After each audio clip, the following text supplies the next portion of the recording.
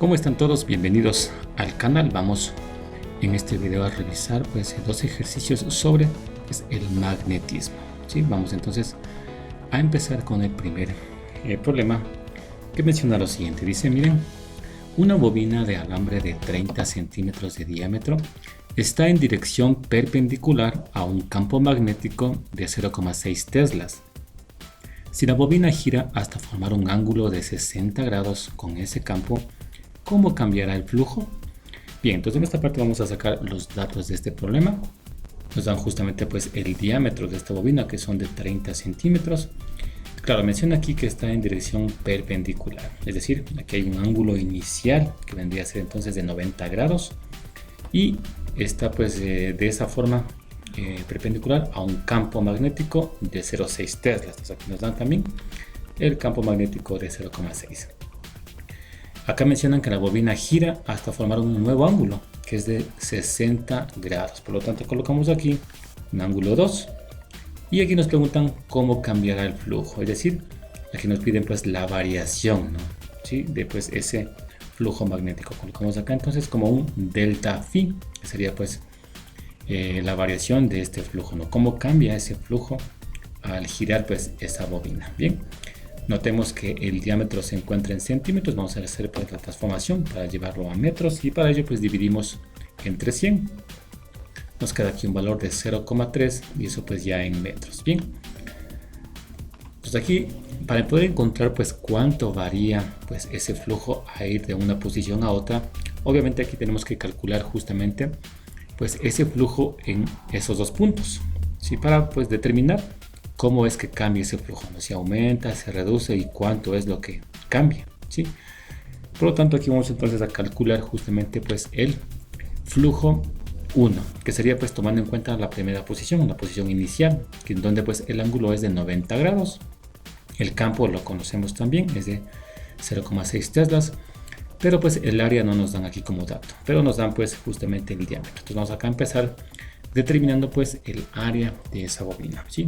Claro, como nos dan el diámetro, se sobreentiende que es una superficie circular. Por lo tanto, aquí esa área calculamos con pi por radio al cuadrado. Nos dan acá el diámetro, pero sabemos que el radio es la mitad del diámetro, ¿sí? El diámetro es 0,3. Entonces dividimos ese 0,3 entre 2 y nos queda un valor de 0,15 metros, que vendría a ser el radio de esa bobina. Vamos a reemplazar aquí en este radio de acá para calcular esa área. El área es igual, entonces miren, 3,14 y por 0,15 metros y eso al cuadrado.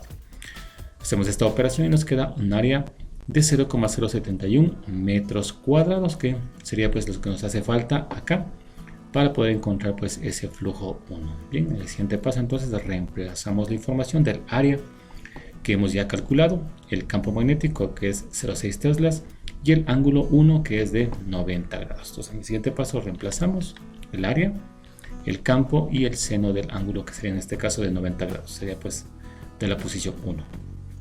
Hacemos acá esta operación y nos queda un valor de 0,0426 Weber, ¿no? Que sería justamente el flujo en la primera posición, ¿no? En la posición 1, en donde está perpendicular al campo magnético. Bien, bueno, ahora como decían acá, esta bobina gira hasta formar un ángulo de 60 grados. Por lo tanto, aquí va a haber entonces ahora justamente el flujo 2, tomando en cuenta ese ángulo de 60 grados.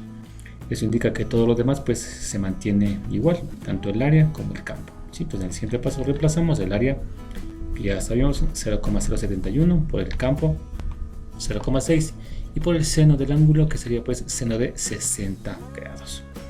Hacemos acá la operación y nos queda un valor de 0,0369 Weber, ¿sí? Que sería el flujo en el punto 2 cuando la bobina ya giró hasta ese ángulo de 60 grados. Bien, con esto ya podemos acá determinar justamente o determinar cómo cambia ese flujo, ¿sí? Y lo hacemos obviamente aquí restando estos dos flujos, ¿no? Aquí delta phi sería entonces, miren, la resta del campo del flujo 1 menos el flujo 2.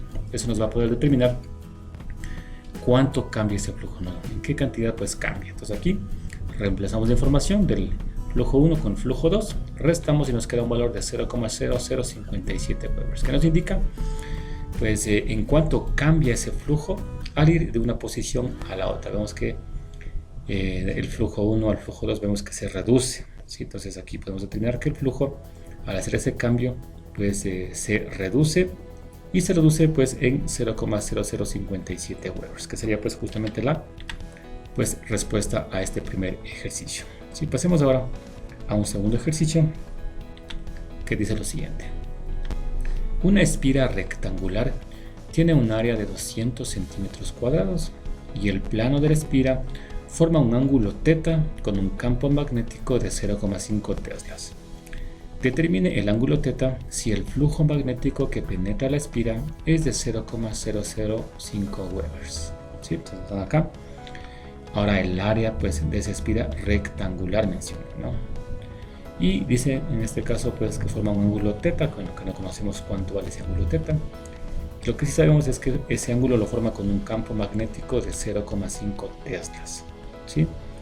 Y nos piden encontrar pues ese ángulo cuando el flujo phi es de 0,005 Webers, ¿sí? Pues en este caso nos piden encontrar el ángulo que forma la espira con ese campo magnético. Bien, acá en este caso tenemos que el área se encuentra en centímetros cuadrados. Vamos acá a transformarlo a metros cuadrados. Para ello recordemos que un metro cuadrado pues equivale a 100 centímetros al cuadrado.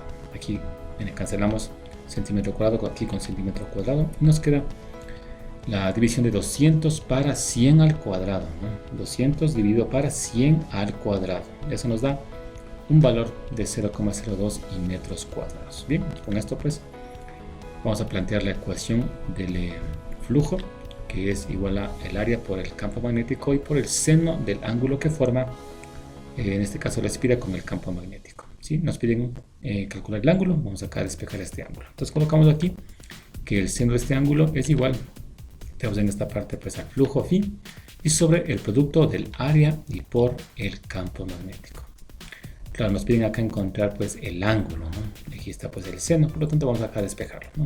Y para ello miren, lo que se hace aquí es quitamos el ángulo de acá, el seno del ángulo, el seno, y lo pasamos acá con la función arco seno, o sería pues seno a la menos 1, ¿sí? Que sería pues la forma en la que se puede despejar ese ángulo, ¿sí? Siguiente paso pues reemplazamos la información, seno a la menos 1 del flujo que es 0,005, vamos en este caso a trabajar únicamente pues con los valores, sobre el área que es 0,02 y por el campo que es 0,5. Acá en el denominador podemos hacer este producto, 0,02 por 0,5 nos queda 0,01 y finalmente pues hacemos esta división que nos queda seno a la menos 1 de 0,5.